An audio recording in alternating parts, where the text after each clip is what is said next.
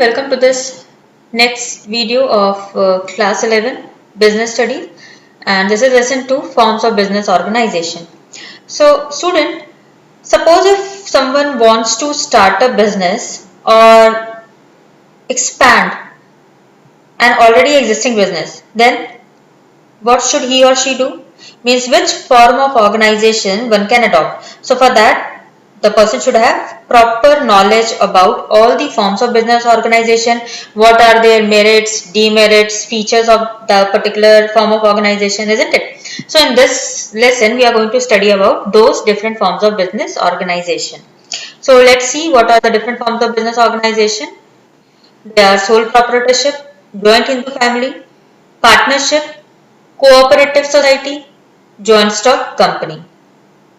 So now we are going to study about each form of business individually, their feature, their merits and demerits. So let's start with sole proprietorship form of business. So student, before starting this form of business, I would like to tell you one story, because with the help of this story, it will be easier for you to understand and even for me to make you understand that what is these different forms of business.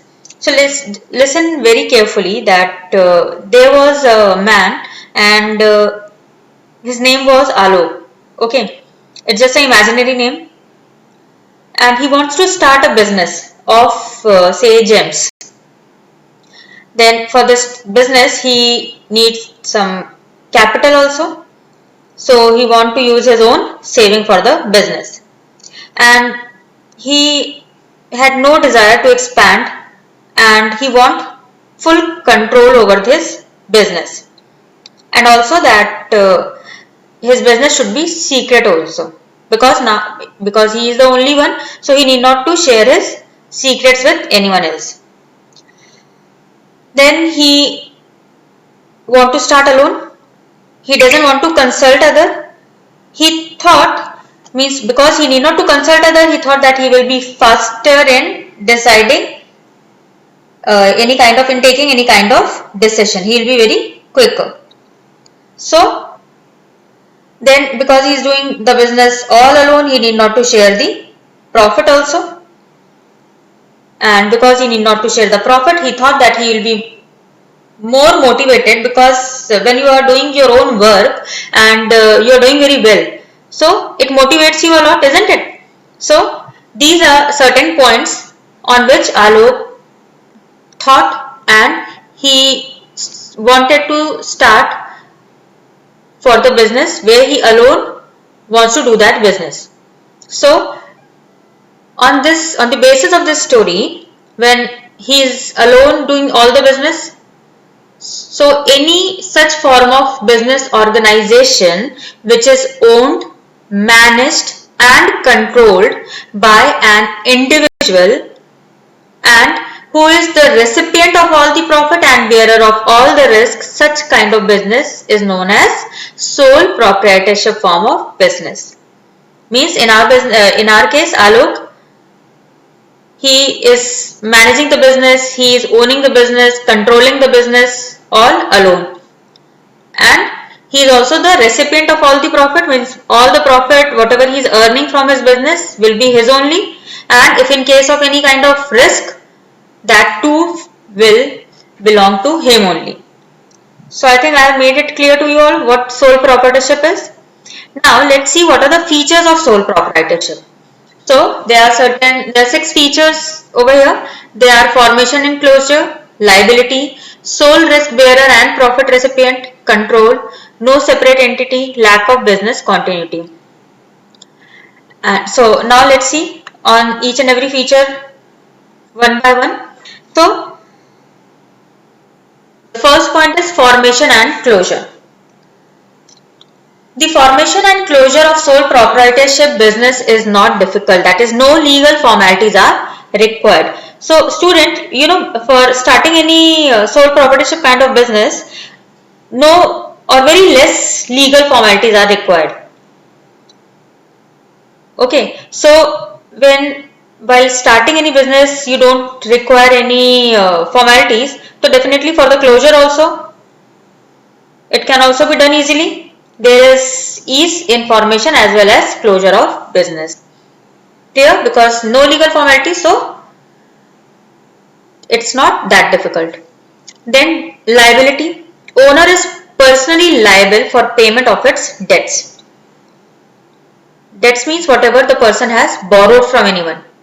That is, he has unlimited liability. Means the liability of sole proprietor is unlimited. Means that the owner is, means in our case Alok, he is personally responsible for the payment of all the debts in case of assets of the business if they are not sufficient to meet all the debts. So let me explain it to you with the help of the example. Like suppose Alok has a liability of 20,000. Okay, means suppose he has borrowed, he requires some money and he has borrowed from the bank suppose, and bank has lent him 20,000 rupees, and now he wants to dissolve his business because now means now he don't want to run his business anymore, he want to dissolve it. So at this time bank want his money back, that 20,000 rupees. Okay, and now at this time what the bank will do, bank will sell all the assets of that sole proprietorship firm. Okay, and will try to clear his debts of rupees 20,000. But suppose in case that these all the assets of Alok, suppose they are only of rupees 15,000, means still 5,000 is left. Then what will happen? In this case, the proprietor, means Alok in our case, he will have to bring rupees 5,000 from his personal sources. Clear? Even if he has to sell his personal property to repay the firm's or the bank's debts. Therefore, it is said that sole proprietorship form of business is unlimited liability. Means you are liable and you have to pay all the debts. Either you sell whatever you are having, do whatever you can, but you have to clear all the debts. Then comes the third feature, that is sole risk bearer and profit recipient. He is solely responsible for failure as well as profit. Yes, because Alok, he is individually, in our case, he is individually doing all the business. So if he is having loss due to any uncertainties, he has to bear that risk, and if he has the profit, he is the only profit bearer also. Then the next step is control. He has the right to run the business and make all decision.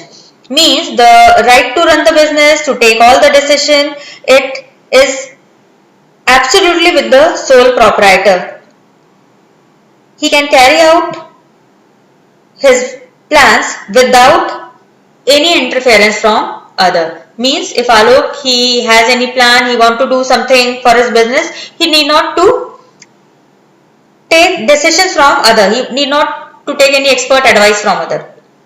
Okay, then no separate entity. The next feature, in the eyes of law, business is not separate from owner. Means the owner and the business, they are the same person. The owner is therefore held responsible for all the activities of the business. Then the last point says lack of business continuity. Death, insanity, bankruptcy, physical ailment, imprisonment of sole proprietor will affect the continuity of business. Means if suppose means Alok in our business, if suppose he is dead or if he is imprisoned, he is put in jail, then after him nobody is there to look after his business, and his business, the continuation of the business will be stopped, and even it may cause closure of the business also, because he was the only one to take care of his business. So after him there is no one. Therefore the business continuity, it means one of the feature is that the there is lack of business continuity.